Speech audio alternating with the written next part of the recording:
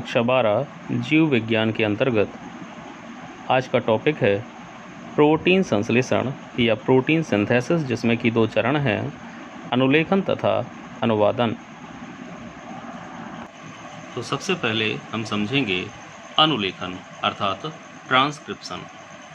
अनुलेखन की प्रक्रिया के 3 चरण हैं। सबसे पहला चरण है इनिशिएशन अर्थात सूत्रपात, दूसरा चरण है इलोंगेशन अर्थात दीर्घीकरण और तीसरा चरण है टर्मिनेशन अर्थात समापन।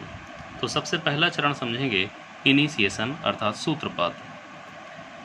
डीएनए काफ़ी लंबा होता है, कोशिका के अंदर काफ़ी कुंडलित रूप में पाया जाता है। अब ट्रांसक्रिप्शन की क्रिया पूरे डीएनए में एक साथ नहीं होती है। जिस भाग में भी जिस जीन में ट्रांसक्रिप्शन होना होता है, अनुलेखन होना होता है, उस भाग में एक बड़ा सा आरएनए पॉलीमरेज एंजाइम का एक बड़ा सा अणु जुड़ जाता है। सबसे पहले तो आप लोग जान लें कि अनुलेखन है क्या चीज़। अनुलेखन का मतलब है डीएनए से एमआरएनए का निर्माण होना। हम इस पूरे चित्र में देखेंगे कि आखिरी में कहीं ना कहीं एमआरएनए बन रहा होगा। ये देखिए एमआरएनए बन गया। तो डीएनए से एमआरएनए बनने की संपूर्ण प्रक्रिया को अनुलेखन कहते हैं, जिसके 3 चरण हैं।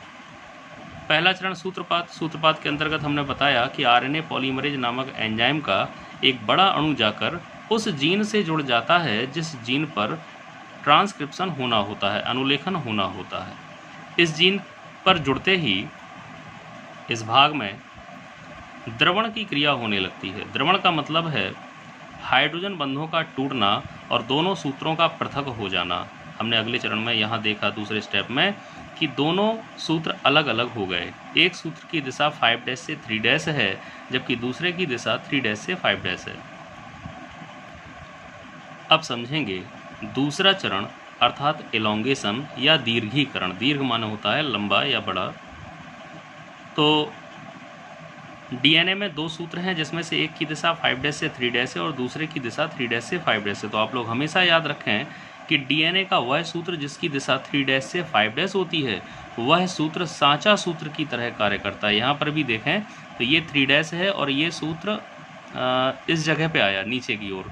तो यहाँ ये सांचे की तरह कार्य कर रहा है। जिस तरह से किसी सांचे में यदि हम मिट्टी या अन्य प्रकार की चीज़ें भर देते हैं तो सांचे की आकृति उस मिट्टी में आ जाती है, मूर्ति या कुछ भी जो भी डिजाइन होगी वो बन जाएगी। इसी प्रकार डीएनए में जो सूचना होती है वो पूरी की पूरी सूचना एमआरएनए को दे दी जाती है, अर्थात इसके ऊपर एमआरएनए का संश्लेषण होना है इस सूत्र के ऊपर। तो इसलिए इस सूत्र को हम टेम्पलेट या सांचा सूत्र कहते हैं। तो याद रखें सांचा सूत्र की जो दिशा है वो हमेशा 3' से 5' होती है, जबकि जो उसके ऊपर अनुपूरक सूत्र बनेगा एमआरएनए का, उसकी दिशा पूछी जाए तो 5' से 3' होती है। ट्रांसक्रिप्शन की क्रिया अर्थात अनुलेखन की क्रिया प्रारंभ होते ही जो आरएनए पॉलीमरेज एंजाइम का अणु है बड़ा सा, ये जीन पर आगे की ओर खिसकने लगता है तथा सांचा सूत्र पर विभिन्न राइबोन्यूक्लियोटाइड अणु, जो अनुपूरक राइबोन्यूक्लियोटाइड अणु हैं, वो आकर एक दूसरे के पीछे फास्फोडाइएस्टर बंधों की सहायता से जुड़ने लगते हैं, जिसके फलस्वरूप एमआरएनए की एक लंबी श्रृंखला का निर्माण हो जाता है। इस प्रक्रिया को दीर्घीकरण या एलोंगेशन कहा जाता है। जब एमआरएनए का निर्माण पूरा हो जाता है तो यह डीएनए से पृथक होकर कोशिका द्रव में आ जाता है और जीन से जुड़ा हुआ जो आरएनए पॉलीमरेज एंजाइम का बड़ा सा अणु था, ये भी पृथक हो जाता है तथा ये किसी अन्य जीन पर लिप्यंतरण की क्रिया कराने अर्थात ट्रांसक्रिप्शन की क्रिया कराने के लिए अन्य जीन पर चला जाता है और वहाँ पर ये जुड़ जाता है और वहीं पर इसी प्रकार की क्रिया को दोहराने लगता है।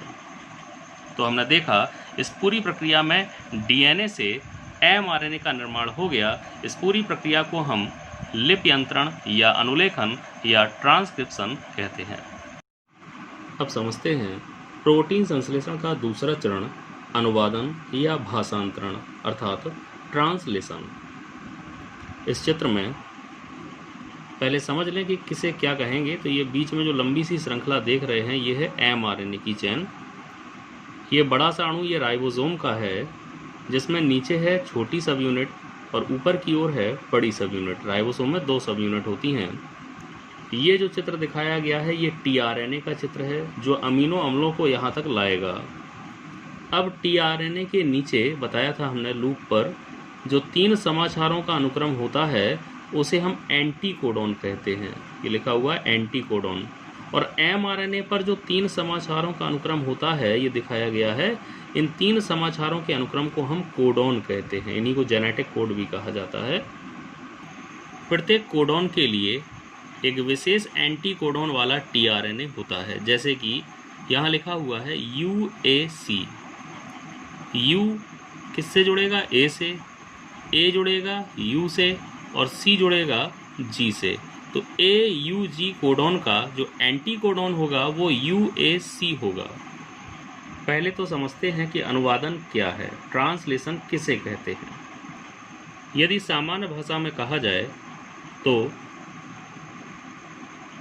कोड की भाषा को प्रोटीन की भाषा में बदलने की संपूर्ण प्रक्रिया को हम अनुवादन या भाषांतरण कहते हैं। ये पॉलीपेप्टाइड चेन बन रही है, अमीनो अम्ल अमीनो अम्ल अमीनो अम्ल, ये A1 A2 A3 अर्थात ये क्रम से अमीनो अम्ल लगे हुए हैं।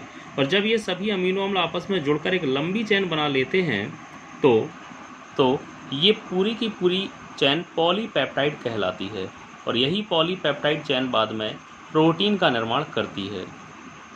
इस पूरी प्रक्रिया में आरएनए का विशेष योगदान रहता है।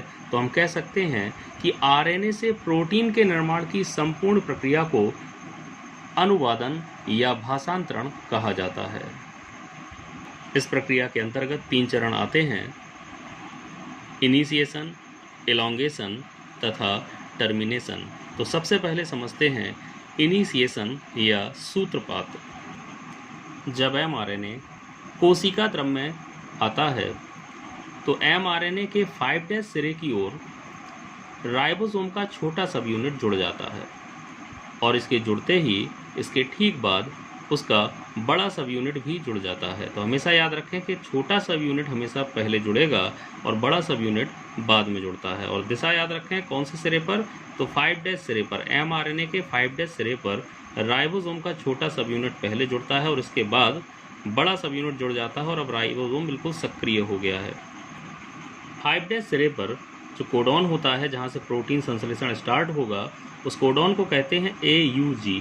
ये स्टार्टिंग कोडॉन है और कई बार परीक्षा में भी पूछा गया कि स्टार्टिंग कोडॉन कौन सा है। तो याद रखें आप लोग AUG को स्टार्टिंग कोडॉन कहा जाता है। AUG से जुड़ने के लिए जिस टीआरएनए के पास UAC एंटीकोडॉन होगा वही टीआरएनए अणु इस AUG कोडॉन से जुड़ पाएगा। AUG वास्तव में मीथियोनिन नामक अमीनो अम्ल को प्रदर्शित करता है अर्थात मीथियोनिन की सूचना को रखता है। तो यहाँ पर जब टीआरएनए के द्वारा अमीनो अम्ल को लाया जाएगा तो वह होगा मीथियोनिन। तो एक क्वेश्चन और बन गया कि प्रोटीन संश्लेषण की क्रिया में पहला अमीनो अम्ल कौन सा संश्लेषित होता है या कौन सा जुड़ता है? तो याद रखें आप लोग मीथियोनिन।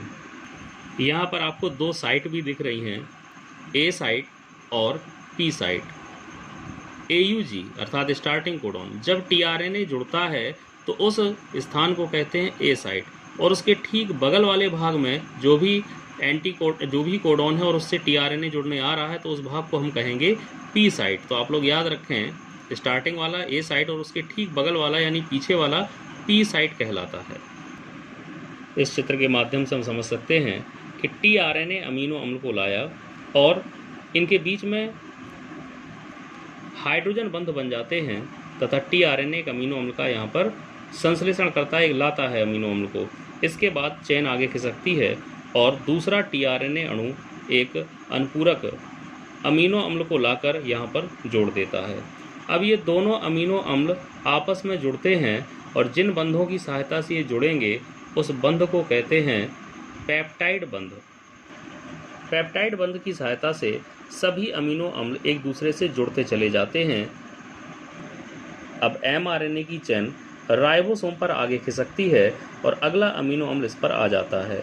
जो सबसे पहले वाला अमीनो अम्ल होगा वो यहाँ से हट जाता है और उसका जो अमीनो अम्ल है टीआरएनए, जो पहला टीआरएनए है वो यहाँ से हट जाएगा और टीआरएनए के साथ जो अमीनो अम्ल था वो अमीनो अम्ल अब अपने ठीक पीछे वाले टीआरएनए के अमीनो अम्ल के साथ जुड़ जाता है। ये देखिए पेप्टाइड बंध की सहायता से पहला अमीनो अम्ल यहाँ जुड़ गया जबकि टीआरएनए अकेला रह गया और वो यहाँ से हट गया।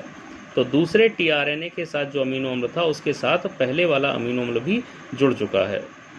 अब आती है दीर्घीकरण की क्रिया, अर्थात इलोंगेशन क्या है। इलोंगेशन का मतलब दीर्घ, अर्थात चेन की लंबाई बढ़ना।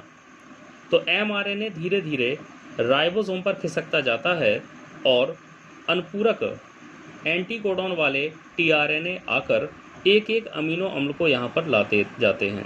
सभी अमीनो अम्ल के अणु एक दूसरे के पीछे पॉलीपेप्टाइड बंध द्वारा जुड़ते चले जाते हैं, जिससे कि अमीनो अम्लों की संख्या बढ़ती जाती है।